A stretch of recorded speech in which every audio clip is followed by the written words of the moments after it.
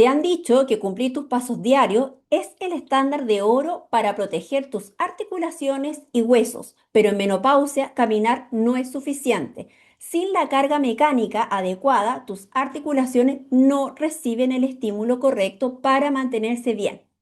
Es por eso que es momento de dejar de irse a lo seguro y cambiar el enfoque. Caminar no es suficiente para proteger tus articulaciones en menopausia. Y esto se debe a un tema hormonal. Los estrógenos tradicionalmente se pensaba que los tejidos articulares no respondían a los estrógenos ni al déficit de estrógeno. Pero ¿qué es lo que se vio? Que mujeres posmenopáusicas tenían presencia elevada de osteoartritis y síntomas como rigidez, dolor articular y la sensación que el cuerpo ya no respondía como antes. Y eso es porque el estrógeno en sí es una hormona que cumple un rol en el mantenimiento de la homeostasis, es decir, del equilibrio de los tejidos articulares. Esta es una imagen de una rodilla que la voy a utilizar como ejemplo. Hacia acá arriba tenemos el fémur, el hueso más grande y más largo del cuerpo, y abajo tenemos la tibia junto con el peroneo o la fíbula, que es su nombre actual. Y fíjense que esta articulación tiene algunos elementos como los huesos. Para que los huesos no se estén rozando entre sí y desgastando, existe algo que se llama cartílago articular. Básicamente lo que hace es envolver las caras articulares de estos huesos y los va manteniendo y tiene ciertas funciones que yo te voy a explicar. Además, la rodilla tiene una cápsula articular que tiene un efecto importante porque dentro tiene un líquido que ayuda a mantener estas mismas estructuras. Existen ligamentos que van por dentro de la rodilla y también por fuera que nos ayuda a estabilizarla. Y además tenemos la musculatura, súper importante porque estos también se insertan en la misma articulación y más adelante yo les voy a decir por qué es tan importante su función. Cuando hay déficit de estrógeno, todas estas estructuras se afectan y el estrógeno, como sí, ayuda a mantener este equilibrio en las articulaciones. Ahora, ¿qué es lo que va pasando? Que hay un deterioro articular progresivo y eso debe a varios elementos, como la edad. Lamentablemente todos vamos a tener que envejecer, así que es algo que no podemos intervenir. Ciertos factores genéticos como la presencia de familiares de primer grado que ya tengan antecedentes de problemas articulares, pero también ocurre esta caída progresiva de estrógenos que vamos teniendo con el tiempo. Y sumamos otros factores como la presencia de obesidad, la presencia de enfermedades sistémicas que producen inflamación leve y progresiva como la diabetes y el sedentarismo y la poca actividad física, sobre todo en las mujeres. Todos estos elementos finalmente se confabulan y aumentan tu riesgo de tener osteoartritis. Ahora, ¿cuál es la indicación clásica que nosotros vemos en consulta? Va María al doctor, le explica sus síntomas y bueno, y el doctor le dice de muy buena fe, María, es que tienes que bajar de peso, porque si no, claro que te va a doler más las articulaciones porque en el fondo están sosteniendo más peso corporal. Además, tienes que caminar más. Además, voy a dejarte medicamentos que te ayuden a aliviar el dolor, más su colágeno por ahí y calcio y vitamina D. Esto es lo que siempre se ve en consulta. Ahora, de esta indicación es importante replantearnos algunas preguntas. ¿Cambia el transcurso de la enfermedad haciéndolo de esta forma? ¿Mejoró realmente la calidad de vida de María? ¿Mejoró su funcionalidad? ¿Le resuelve realmente su problema? Vámonos primero al primer concepto, que es camine más. Caminar es una herramienta terapéutica maravillosa. Ya, no lo voy a negar porque existen grandes estudios con niveles de evidencia muy concretos sobre los efectos positivos y beneficios que tiene. Sin embargo, caminar me va a ayudar en algo en concreto, a mejorar lo que se llama el fitness cardiorrespiratorio o mejorar la condición física cardiorrespiratoria. Eso me ayuda a disminuir mortalidad por cualquier causa y disminuir la mortalidad cardiovascular, que es lo que se ve acá. Por cada 1000 pasos más que yo haga, disminuyen un 15% mi riesgo de morir por cualquier cosa y solamente aumentar 500 pasos me disminuye un 7% la mortalidad cardiovascular. Y es así como en la medida que yo aumento mi cantidad de pasos, voy mejorando o disminuyendo la probabilidad de que esto pase. Por lo tanto, el problema no es caminar, porque es una muy buena forma, una herramienta terapéutica. El tema es que creer que solo caminar es suficiente para estimular las estructuras osteoarticulares y musculares. Vámonos de nuevo a la rodilla. El cartílago articular, como yo te dije que es lo que envuelve el hueso, si yo sacara un trocito de cartílago y lo veo al microscopio, voy a ver que el cartílago está compuesto de varios elementos que forman una red. Y ahí en esa red tenemos colágeno, tenemos bueno, esta partícula que se llama lubricina, tenemos ácido hialurónico y lo que hacen es atrapar el agua. Se va hidratando, genera lo que se llama un hidrogel. Es como que tuvieras un amortiguador entre medio de tu rodilla. ¿Ya? Y este hidrogel, como es blandito, se comprime y se agranda, responde a las cargas.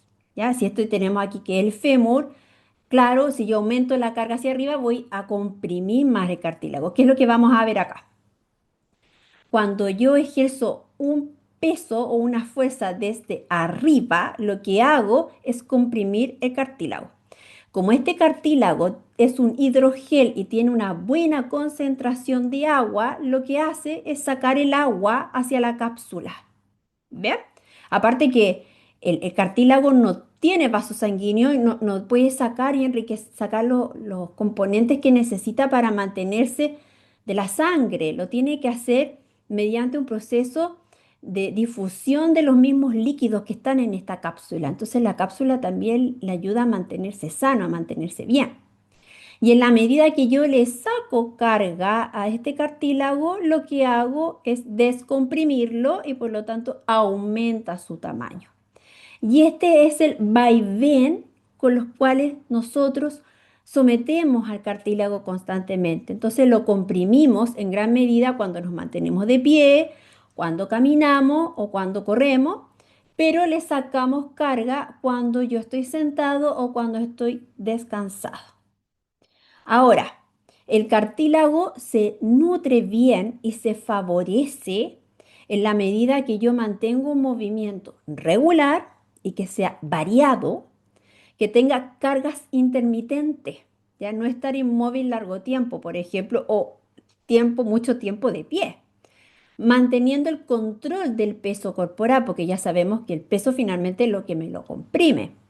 Mantener un buen estado de hidratación, porque ya sabes que uno de los grandes componentes que tiene el cartílago es el agua. Y además que se mantengan sanos. Es decir, que la materialidad de todos estos elementos se mantengan bien. Las articulaciones necesitan movimiento, pero también necesitan variabilidad de la carga para poder fortalecerse. Y además, la articulación como sí necesita otros elementos para estar sana.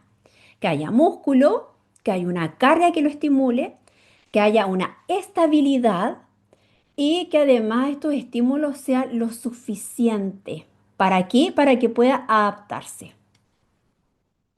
Uno de los elementos principales es el músculo. Las rodillas y cadera no dependen solo del hueso y del cartílago, depende del músculo. El músculo funciona como un amortiguador articular. Y eso es porque los músculos van a envolver las articulaciones. Por ejemplo, que yo puse el caso de la rodilla, bueno, la rodilla no se ve una rodilla sola, sino que se ve envuelta en una estructura que le da firmeza. Y estos son los músculos que pasan por ahí o se insertan ahí en la rodilla, tanto del muslo como lo de la pierna, por la parte anterior o por delante y también por la parte posterior. Los músculos van a absorber la fuerza y van a generar fuerza. van a desacelerar y acelerar el movimiento. Nos va a dar estabilidad, son como bloques que van alrededor, como paredes. Disminuye por ende el estrés articular porque el peso no le llega solo a la articulación sola, sino que se va a repartir el peso en las otras estructuras y el músculo es una de ellas. Ahora, son muy importantes algunos grupos musculares, por ejemplo, del glúteo. Tenemos el glúteo tiene el glúteo mayor, que es lo que se ve más hacia afuera, después viene el medio, después viene el glúteo menor. Esto es muy importante porque es un motivo de consulta muy habitual en mujeres, doctora, ¿sabe qué? Tengo ciática, porque me duele ahí, doctora, me duele ahí. Y juran que es problema de ciática que viene de acá arriba de la espalda. Es porque tienen una insuficiencia del glúteo. Y al haber insuficiencia de glúteo voy a tener también dolor en la cadera. Entonces, por eso que es importante conocer estas causas. Bien, también tenemos elementos de insuficiencias del cuádriceps. Entonces, doctora, que me duele la rodilla. Bueno, y resulta que el dolor, sí, había componentes de la rodilla ahí que estaban afectados, pero también había una insuficiencia del cuádriceps. Entonces, como parte de la causa también de su dolor. Por eso que el ejercicio nos ayuda justamente a corregir estas deficiencias. Bien, y el core lateral, que es del tronco hacia arriba. Importante también porque otro motivo de consulta es el dolor de espalda en la región lumbar. Y claro, esta es una zona de un estrés tremendo porque tiene que soportar todo lo que viene hacia arriba del cuerpo. Si yo tengo una estructura deficiente de todo el tronco, que finalmente se comporta como un tubo, claro que finalmente la estructura de este sector, la zona lumbar, es la más estresada y la que me va a doler. Por lo tanto, si no hay suficiente soporte muscular, se distribuyen mal las cargas. Y ahí aparecen motivos de consulta frecuentes en mujeres. La fascitis plantar, el dolor patelofemoral de rodilla, las bursitis, que son inflamaciones de la bursa, que son lo que se recubre la articulación, las tendinopatías, el dolor de cadera. Así que caminar como tal es un fenómeno de ir hacia adelante que tiene un patrón bastante repetitivo y lineal.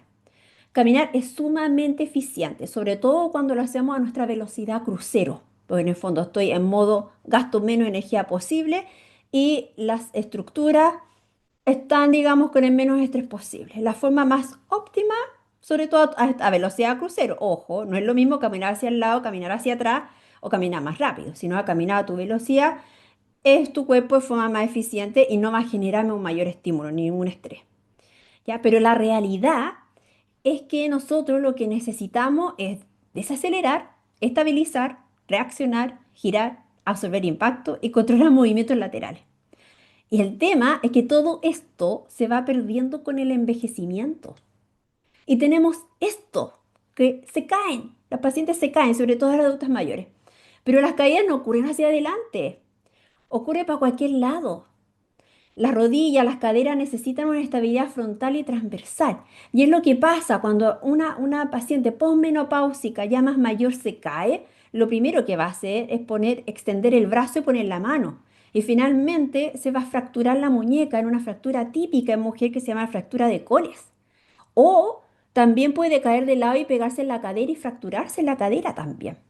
Cuando están más mayores y su velocidad de reacción se reduce aún más, finalmente ni siquiera alcanzan a poner la mano ni el brazo y se terminan pegando en la cabeza. Por eso que es importante trabajar todos estos elementos antes de que ocurra. Ahora, si nos vamos a otro fenómeno que son las osteoporosis, y acá hay un tema bien controversial, pero que a mí me encanta y es muy entretenido, es sobre qué es lo que le pasa al hueso cuando tomamos medicamentos y cuando hacemos ejercicio.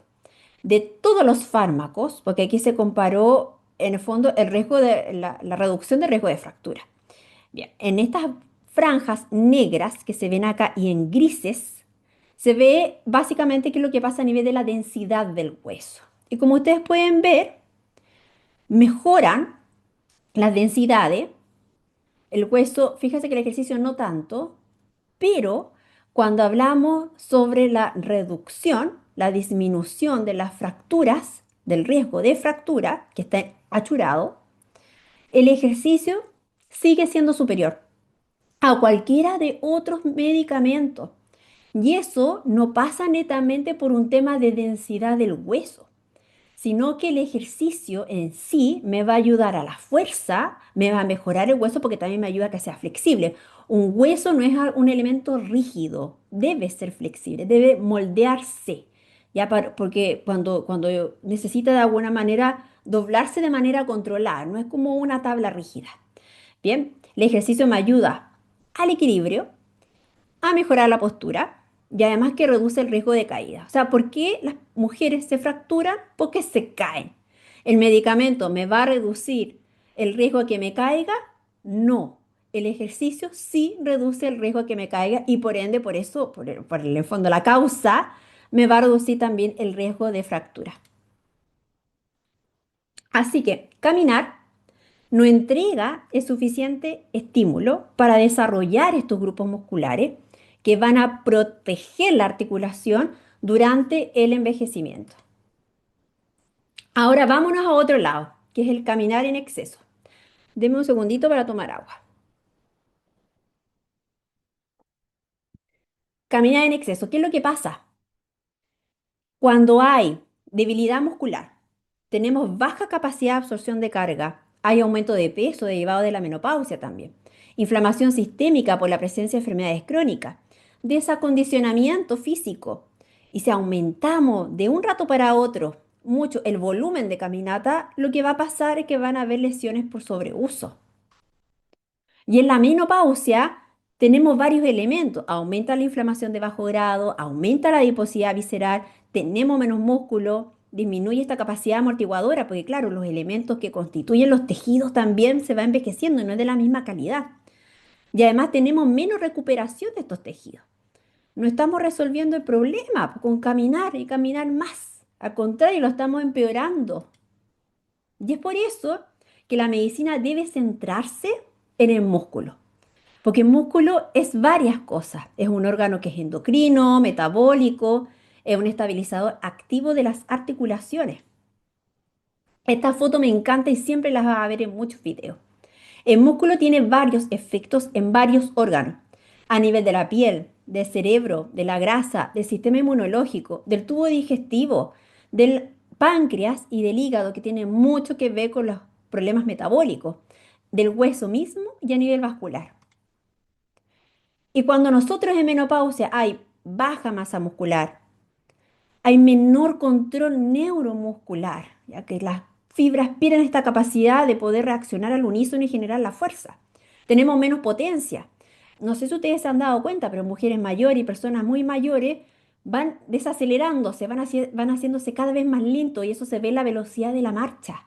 ¿Ya? Y eso porque la potencia influye mucho en cómo uno hace el primer movimiento, como salir del reposo finalmente, y a una velocidad que sea apropiada según el peso que uno tenga.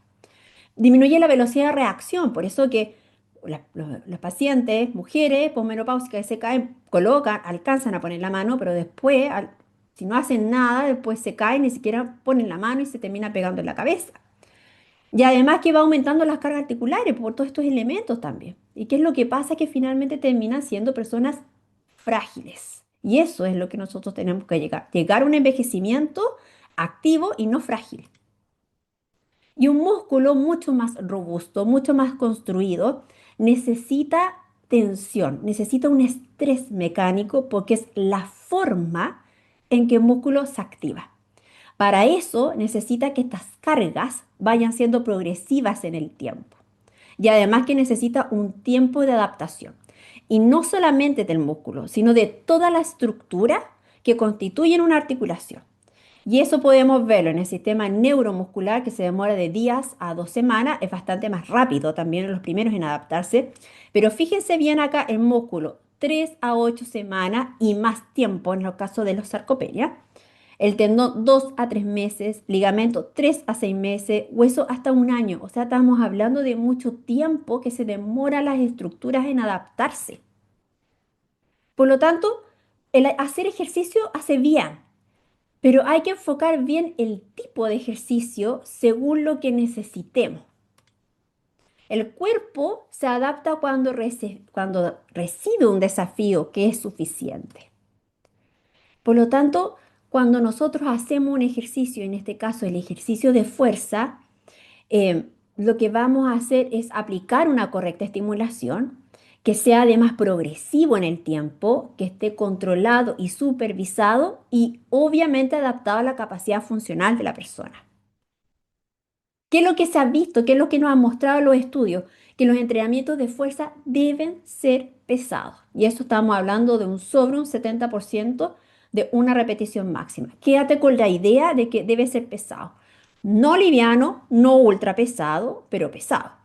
Al menos 2 veces a la semana, 40 minutos por sesión, que trabaje varias articulaciones y por eso se le dice multiarticular y que sea de un impacto rápido y que sea dinámico. Ya yo necesito que haya velocidad, necesito que haya reacción, al menos 2 veces a la semana. ¿Cuál sería el plan entonces para un futuro resiliente? Esta es una propuesta, no es para que tú lo hagas ahora en este momento, sino simplemente para que tú conozcas, tengas una idea de qué es lo que se hace con respecto a esto. Al menos tener una intención de 2 a 4 veces a la semana incorporar a tu rutina un trabajo de fuerza. ¿Y para qué? Para que preservemos músculo, estimular a hueso, mejoremos la estabilidad, mantengamos la potencia. Ejercicios base generales para que conozca. La sentadilla, tremendo ejercicio. Se trabaja muchos grupos musculares y articulares. Se puede empezar con una sentadilla apoyada en pared, que es el nivel más básico, para posteriormente hacer el ejercicio completo de sentadilla y posteriormente irle agregando peso. Peso muerto, cuando es bien aplicado, con buena biomecánica y además con una correcta forma de hacer la técnica, no debes preocuparte de la región lumbar. Obviamente, siempre y cuando no tengas ninguna contraindicación para hacer este tipo de ejercicio. Step up, subir el step. Empuje y tracción, excelente ejercicio para desarrollar el tren superior. Y el trabajo unilateral, o sea, trabajar cada extremidad también. En cuanto a las caminatas, porque no significa que no deba hacer caminata, lo que pasa es que si yo quiero tener un resultado articular, necesito, no me voy a basar solo en caminata, pero sabemos que caminar es eh, tiene un tremendo efecto a nivel cardiovascular, así que lo vamos a incorporar. ¿Y para qué? Para mantener esta salud cardiovascular, mejoramos movilidad, mejoramos recuperación, tenemos además un gasto energético y además mejoramos el bienestar mental. También se agregan elementos de movilidad y control motor, básicamente para mantener los rangos articulares, recordar que uno se va rigidizando en el tiempo, entonces no queremos rigidizar, ¿no? Mejorar la coordinación, reducir esta rigidez. Y bueno, y tenemos, por ejemplo, algunos movimientos como esta rotación del tórax, que en esta postura, en el fondo, que me va a ayudar a mejorar la movilidad torácica. También tenemos acá cuando se coloca, se hace una variante con una estocada que me va a ayudar a mejorar aquí la movilidad de cadera y de columna. Y en este caso, que es un puente, que puede ser con piernas apoyadas en este caso, o también con una de las piernas extendidas, que me va a ayudar a trabajar esta zona lumbopélvica. Y el otro elemento a considerar es la potencia y el equilibrio. ¿Ya? Lo que uno busca es preservar las fibras rápidas. Las fibras rápidas son las fibras que me dan fuerza y son las fibras que más se pierden con el envejecimiento. Por eso que es importante trabajarlas. Mejorar los tiempos de reacción. Cuando uno se caiga, en el fondo poder reaccionar de la manera correcta.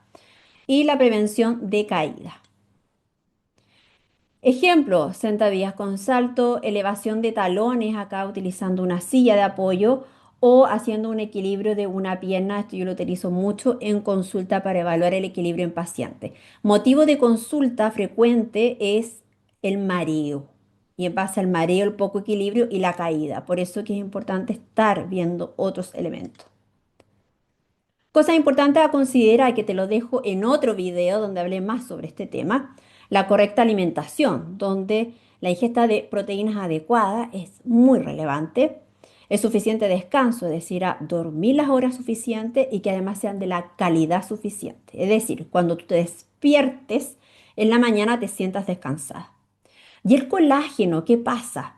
Existen todavía muchos estudios, varios prometedores realizados, quizás en otras realidades como en atletas de alto rendimiento, pero que sin embargo la evidencia sigue siendo heterogénea. Ya tenemos un poco de todo, un poco de unos ayudan, otros que son para ciertos grupos específicos, otros que no habrían demostrado el efecto que se quería.